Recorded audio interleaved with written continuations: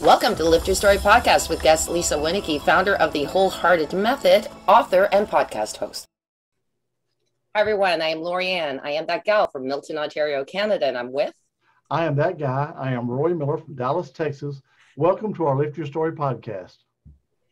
In this episode, we welcome Lisa Winneke. She is the founder of Wholehearted... podcast host of Good News Guide, connector, speaker, author, and truth seeker. Thank you so much for being here with us. I'm so excited to be here with both of you, the gal and the guy. Yeah, we appreciate you getting up so early for us. Well, I have to say I am a morning person, and so I actually really do enjoy these conversations very early because my mind tends to be. But yeah, so it's a fortunate thing. So it says that you had decades of suffering from depression, you had anxiety and eating disorder, and most recently, a breakdown of a 20-year marriage. Now, is that breakdown a divorce or just? Yes. Oh, well, okay. So, okay. All right. So can you kind of give us a little update on all that stuff? Wow. Okay. So how do I condense that? Do you know, I haven't actually spoken about when I wrote my book, because I've written a book, The Dawn of Hope. When I wrote that book, which was talking about the recovery and the healing from the depression, anxiety, and I had bulimia for 20 years. When I wrote that book, which was published about 4.5 years ago, I was very much in it. So I was talking about it. It was very much my story. And now it's interesting. I haven't really talked about all of that for so long because it is no longer who I am. Oh, okay. I have spent 14 years. So I developed bulimia when I was just out of school. I had deep self-loathing for myself, and I had been asked to leave a number of schools. And so I had a belief that I didn't belong anywhere. And so that together with this feeling of self-loathing and absolute disconnect from myself, disconnect from my family, disconnect from any friends, had me in a place where I didn't even know what bulimia was when I developed it. It just happened. And then for that 20 years, and it was right through my teenagehood, my 30s. And when I met my husband, he did not know. I kept it a secret because I was so deeply ashamed of myself. And I actually didn't believe that there was a way out. I thought that was it. I thought that was my life. I thought, okay, this is what I'm dealing with day to day. I was living two very different lives. That which was separate to everyone I knew because no one knew this secret. And then the persona, the Lisa that presented to the world, who was people thought were confident and outspoken and brash and together. And I mean, it is really quite extraordinary how I was able to create that. But I was so terrified of anyone seeing what was beyond that, what was inside, that, I mean, I was such an incredible, I think the thing is when you're so deeply ashamed of who you are, there is nothing that you would hate more than for somebody to see your brokenness. And so that process of writing the book was extraordinarily healing, so healing for me, getting it out of my body, getting it out on paper, trying to make sense of it. And now it's interesting because now what I understand, 4.5 years on, is there's great sense in trying to make sense of it. But at the same time, what I recall was not actually the truth. Because we have perceptions and we create things beyond what they actually were. So, even though I was telling myself these stories, actually, when I went back and I had the conversations with my parents and others, it actually wasn't the truth. It wasn't what was intended. So there was a purpose to writing the book, and I'm so grateful for it. And, I've been gifting it to clients recently, and really the foundations of so much of what I talk about in the book is still the way I live. So it's not outdated. Some of the things I would add to it now, but, I talk a lot about the foundation of compassion, which is the antithesis of, obviously, deep self-loathing. I talk about forgiveness and the power and the practice and how that actually has been integral in reforming and reconnecting me in my relationships. And I think I've gone off topic a bit, haven't I? So so anyway, look, the book is the book is really my learnings of what it took me to take me from deep self-loathing and disconnect to a deep connection with myself, where I truly appreciate who I am, and where kindness and compassion and courage and love and self-love are my foundation. They're my guideposts. It's what drives me. It's what motivates me. It's what I have. I choose. I make my choices, my decisions, my actions are based on these foundations. So then take us forward to 2018, and I've been married for 18, almost 19 years. We have 3 boys, and I had really struggled with motherhood, because when I had my boys, or IVF, I was still in the throes of bulimia, although I was managing it, and it wasn't so present at the time when I was pregnant. It came back because one of my boys was diagnosed with autism, high functioning autism, and then it all spiraled down. And so that's actually what set me on this journey 14 years ago. And anyway, that's another whole story. So that's what got me to where I am today. It was my son and seeking support for my son that actually had me realize that it was me that needed support. And in me getting the support and loving me, I would then be able to love him for who he was. Because at the time I thought I was broken. And so I was looking at his diagnosis as him being broken. That makes sense. Absolutely. So my husband was so supportive of my whole journey. He was so supportive when I told him that I had this eating disorder. He loved me no matter what. He was incredible. He supported me traveling the world, spending thousands and thousands of dollars on my recovery. It was extraordinary. And then in 2018, I went to a retreat. It was a week-long meditation retreat. And in this meditation, it was like a 3-hour meditation, I came out and I saw very clearly, not from my senses, but from a higher knowing, that my marriage as it was not what I wanted any longer. And it was a really shocking thing to see, because we had been having counseling, but there was nothing in me that I wanted to see that would have me make that choice.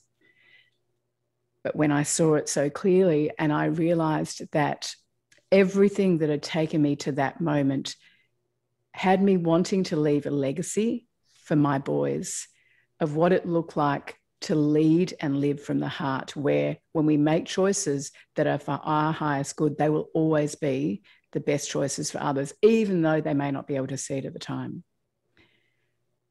And so I came home and I struggled internally with this decision, and he could see, he said, "You're just not the same person. You're just not." And within 6 weeks, we were having the conversation and to separate. So that was at the end of 2018. And so we separated, and our divorce is coming through in 3 weeks. And we have a pretty good relationship. We're respectful, we care for each other, we communicate regularly, we co-share. So we 1 week on, 1 week off with the boys. The boys, my youngest, struggled a lot. He really hated me, because he knew intuitively that it was me that made the decision. And that's been a journey, working with him and his rage and his grief. And but again, an opportunity for me to look after me in order to be able to hold space for him in his rage and his grief. Because rather than, as parents, I think so many parents, my parents, I was that parent that didn't hold space, didn't create a safe space where I could navigate what was going on for me when I was a young child or a teenager. So I've really wanted to ensure that I can hold myself, make sure that I'm strong, I'm okay with me, I'm not taking it personally. Of course, there's going to be boundaries and consequences if need be, but at the same time where he can feel safe to learn how to navigate the things that I didn't learn. And most people don't learn how to navigate feelings, like how to feel rage, how to feel anxiety, how to feel sadness, how to feel alone. Like, I really want my kids, and, you know, and we all have different journeys, and my boys are now, I've got twins that are 17 and a 13-year-old, and they really didn't have the space. I didn't create the safe space for them when they were younger because I didn't know how to do it for myself. So now I am being that and doing what I can, knowing that I've done my best, that I can't change anything in the past. And there is a reason why we've all experienced what we're experiencing, for them to have the opportunity to grow and evolve and expand. Because the wisdom that we get from healing, from recovery, is gold. And you don't get it if you don't have these experiences, and you don't go back in and learn what you needed to learn from these experiences. It's interesting you're talking about, you know, from the heart. And we've had several guests that have also said that when they started doing things from the heart, their whole life was total change. Mm. You know, it makes me emotional it really does make me emotional, because my life changed during that meditation retreat. Because until then, I had still been living, I'd been doing all of my healing from the level of the mind. I got it, I'm smart, I intellectually got it all. But when I accessed, when this retreat leader asked us to connect with our heart and feel our heart, I remember in the first meditation going, I can't even feel it. Where is it? I was so hardened, so shut off, so disconnected. But during the course of it, I actually was just called in. I called in, actually, funnily enough, it was not funnily enough, but a friend of mine who'd passed, she was my kinesiologist. She was actually she was that turning point in my life. She became a very close friend and she died. And during these meditations, I asked her to help me. I was just like, Sharon, can you come here? Can you be with me? Can you help me open my heart? Because I don't know how to do this. What does it feel like? And it was such a beautiful experience this week. And it was almost the last day when I did connect in this very deep meditation, as I said, and it was beyond my senses. It was beyond my thoughts. It was beyond my feelings. It was beyond all of that. And this insight dropped in, which was higher. No, it was heart. It was intuition. It was, this is what it is. And so that has been what's guided me ever since. It's been, how can I connect more deeply to my heart? How can I know my heart? How can I build that relationship, cultivate that relationship where my heart is leading me the way? Because my heart knows best. My heart is always leading me towards love. And that is my purpose. I think that's really what all of our purposes is, if we get down to the underneath it all. And but it's scary to trust your heart when you haven't trusted your heart for so many years. You don't know your heart. So it's about building a new relationship moment by moment. Do the people you work with, if somebody of them had that same struggle like you had, was it just as hard for some of the people as it was for you? Well, I'm just thinking about one of the women I'm working with at the moment, and to come back, it's a process, Roy. It's a process. You don't just connect with your heart, because, you know, that's like telling somebody that's been disconnected from their heart, disconnected from their feelings, unresolved stuff. You first got to teach somebody. Somebody's got to learn. Somebody's got to feel safe in their body before they come back to their heart. And most people are not safe in their bodies because they haven't been feeling through life. They've been disassociating, disconnecting, numbing, whatever it is. So there's a big part of the work that I do is actually supporting people to come back into their bodies and to start to feel and make friends with their feelings. That can take time. When you've been afraid, when you felt responsible for other people's feelings, to actually know what yours are and to be able to feel them and to hold space for you and to be compassionate.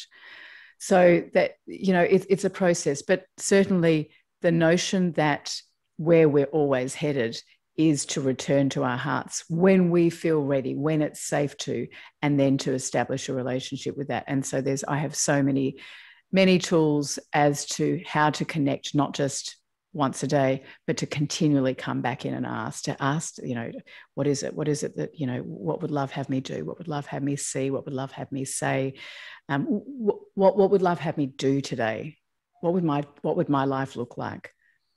So yeah, it's definitely a process, but that's the beauty of the work that I've done and my experiences is that I've been able to now create a container, which is a very sacred container where I work with somebody for 3 months and they have full access to me for me to guide them over across this bridge, bringing in all the stuff that I have taken this many years to learn in a shorter space of time. But of course, it's not like they're there. I'm not there wherever there is, but it's certainly returning and giving the handing over the what would I want to say? Instead of allowing our heads to master and to guide us in life, it's really that transition is really establishing and choosing and committing to living from the heart.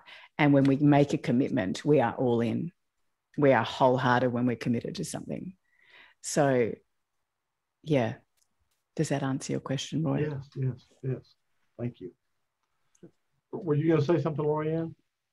I was just going to say, I can completely relate to all of this, as you know, Roy. One thing about the disconnect, I did struggle with bulimia for many years as well.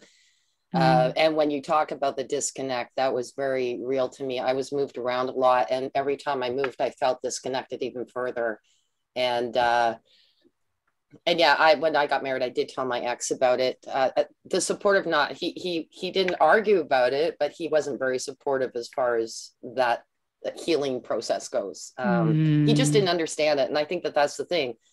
Like you said, when I got it, there was not the information. And still to this day, there's parents and spouses that are struggling with, how do you deal with it? There's books now out on, if you are, try this, but they don't have here's a book for parents and loved ones.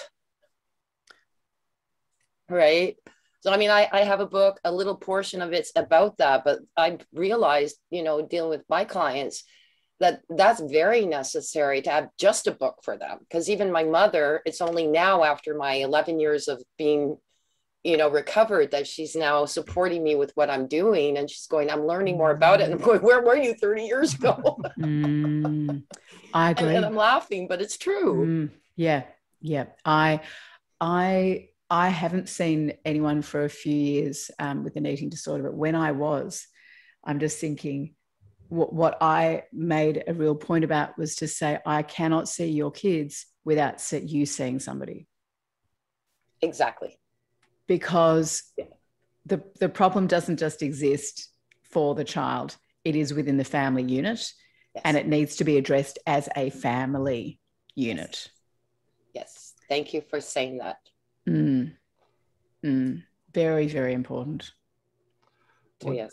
It's interesting to me, you mentioned that you got married and your husband didn't know that you had that issue. I mean,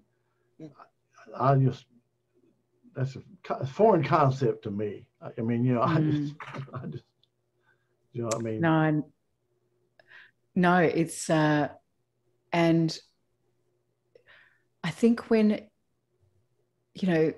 did he not want to know? I don't know. Maybe there's a possibility there, but I was very good. I'm taking full responsibility. I was very good at hiding it. I really, he was my man on, he was my white knight. He was a man that came along and rescued me from where I was. And so there was no way that I was going to let him see that the person that he'd chosen to marry, that he loved so dearly, was not actually the woman that he'd married. So I do take full responsibility for that. That had to be That's interesting. Roy, it is interesting, though. I dated a guy for a year and he never knew. And then when I told him, he broke up with me. So before I got married, I had to tell my husband to be, because I didn't want to go through that pain again of being kicked out. So you don't want me, tell me now before I get into this relationship, right? Yeah. It makes perfect sense. Yeah. And yeah, he really was. I mean, he did not stop me from doing anything. He encouraged me to write the book. He encouraged me to, go and study kinesiology for 3 years, which ended up being more for me than for, seeing clients. So he was, and he is an extraordinary man, and I love him dearly. He lives only up the road. They came over for dinner the other night. And he is happy. He is happy. That's beautiful. Even though I made the decision, so, and I knew he would be in time. Wow. It takes courage, though. It takes courage to listen to your heart. And I think this is a big piece of, is that when you've been operating from your head, or you want to, or you're driven by fear or self-doubt or guilt or feeling responsible for other people's feelings, you won't listen to your heart, because your heart often is telling you to do things that don't make sense. I would imagine too, when you started feeling with your heart, because I know that, having numbed it for so many years, it can be painful. It's a wonderful kind of pain, but you're feeling more of it, that ultimately you're numbing yourself. You didn't, if you get what I'm saying. So you feel love stronger, right? You feel things stronger, and it can be painful. Yes, I feel. Oh my goodness. Oh my goodness. Yes, that's such a good point. I realize now I'm absolutely an empath. So I feel everything. And so now with what's going on in the world, and when you've got kids in the mix and what they're going through, and it is just, I have to be very, very mindful of the people that I spend time with. And I have to be very mindful about what I actually consume, whether it's not just food, it's actually what I consume, what I'm watching, what I'm listening to, what I'm reading. It's a big deal, because you're right. Once you open up to feeling, once you are feeling from your heart, like the love that I feel brings me to tears. It is intense and immense. Lovely. Beautiful. Thanks for sharing that. Absolutely. Thank you for actually bringing that to the point. So has your family, have they all noticed the change in you? Well, Roy, I'm sure, they have, because they often tell me that, can you stop being crazy or weird? Because I'm more expressed. I've gone back to that kind of childlike state wonder. I'll dance, and they're like, Mom, don't do that, or have music on, or, oh yeah, she's meditating again.